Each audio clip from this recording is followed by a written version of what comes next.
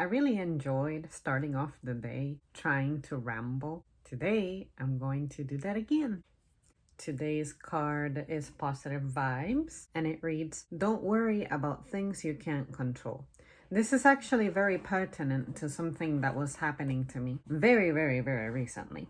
Basically, I was having a conversation with someone in which I was describing how there are the things that annoy me, the things that I get away from. And as I expressed in my video where I was a little bit upset, I happen to be wearing the same shirt too. I made a reference to how there's more shit you have control over than you think. This is pretty much conflicting with that, and that's something that I was trying to explain to this individual. You guys know pretty much what ticks me off.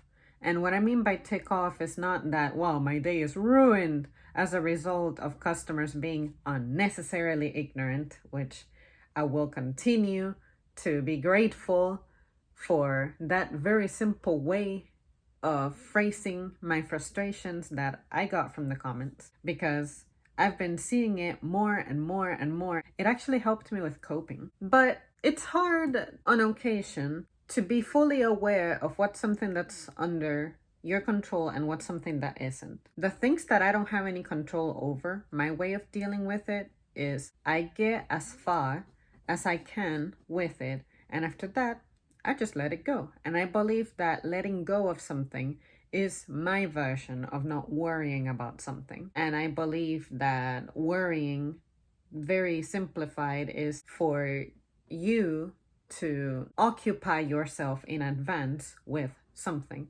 preoccupying yourself with something. On occasion, I may have clashes with some people over what's under your control and what isn't. When I make my videos about customer service, for example, I know that I cannot control people's unnecessary ignorance, people's lack of resourcefulness on their part. But what I can control is how I react to it. And I think that your reaction, or in my case, lack of reaction, tends to be something that allows me to have dominion over certain instances, like I have continuously repeated here. One of the best things to do with some things to control where something is headed is to not entertain. Do not entertain the person who is upset. Do not entertain the person who is legit trying to get a reaction out of you. And if you really want to spice it up, another example I can give is do not entertain the ads that ask you to buy something that you know you don't need. You can control that. Don't succumb. Those are the things that I think, even though you cannot control the act of the person doing that, like the fact that they should be in public comporting themselves, having their stuff together, knowing how to have social etiquette, understanding what are lines that you simply do not cross, what are boundaries that you don't cross, what are questions that you shouldn't ask, what are things that you shouldn't invade, have a sense of privacy, have a sense of those things. I do believe you have control over. Now, it is very difficult to sell to someone like me, someone who I guess I get by the way I do because of my management skills, because of the way I control things. I control my agenda. I control my finances. I control how much time I spend doing something, how much time I spend interacting with someone. And I think that the reason I have this belief is because I have taken my sweet ass time since I was literally in middle school at figuring out what it is that works for me. I like order, structure. As you can imagine, I'm super methodical. And I guess that in my day, more people who do not try to structure their days like that surround me. And that's why I stand out as the manipulative, controlling person. It literally intimidates the people who do not have those things in order. I know how to define order and priorities. And I don't have a problem committing to that. But I find that is the source of my power. That is the source of my control. But with other people, because they don't have that, it is easy for them to be controlled into something else that wasn't part of their agenda. And then they're wondering why they fall behind with some things. Why you fall behind with meeting deadlines. Say if you have a document that you're supposed to fill out in no time, you push it until the very last day before it's due to then scramble and do something with it, even though you had awareness that that was something pending.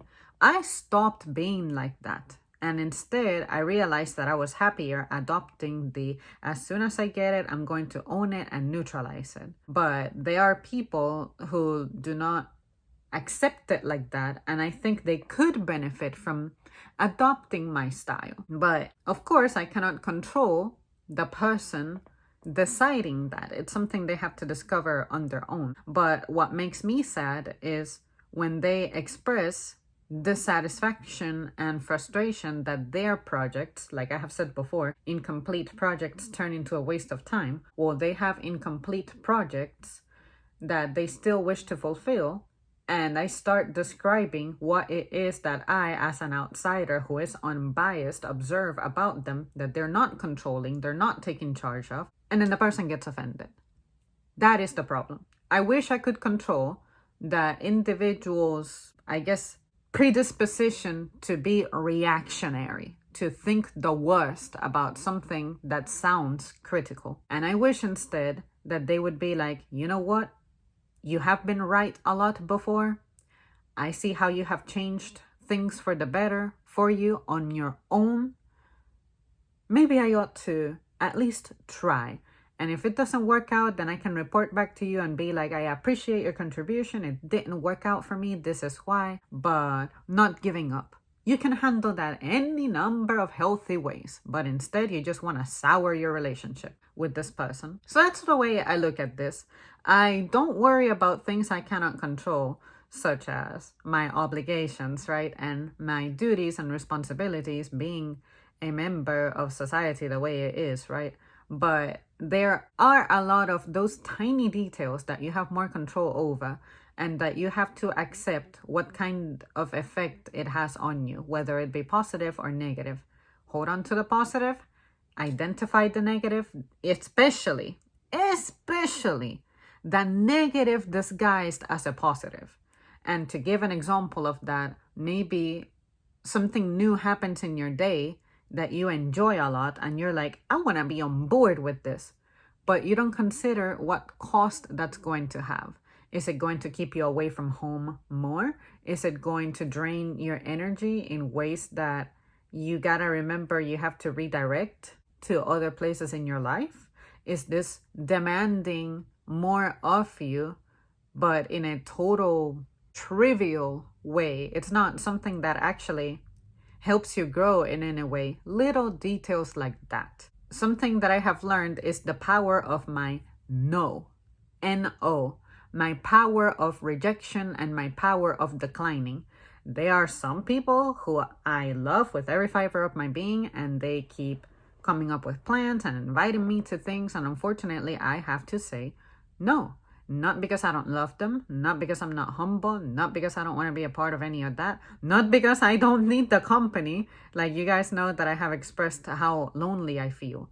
But the kind of company that I crave and that I need is not necessarily one that they can deliver. And if you want to be able to grow your things, grow something like, I don't know, a business or better yourself, you have to learn to say no. You can control that. You can control your rejection and declining process in the same manner that you can control saying yes. But I feel like a lot of the time you say yes to something that disrupts your day constantly and you don't identify it as such. And when someone tries to point it out to you, you get on the defense. That you can control. And that is the part where I feel I may have most of my run-ins with people. What I do is I understand my power as a resource, and I'm like, okay, let me leave them alone. When they are coming close to drowning, that's when I'll stretch out my hand and see if they reach for it. But I used to be utterly obsessed with avoiding them approaching the disaster at all.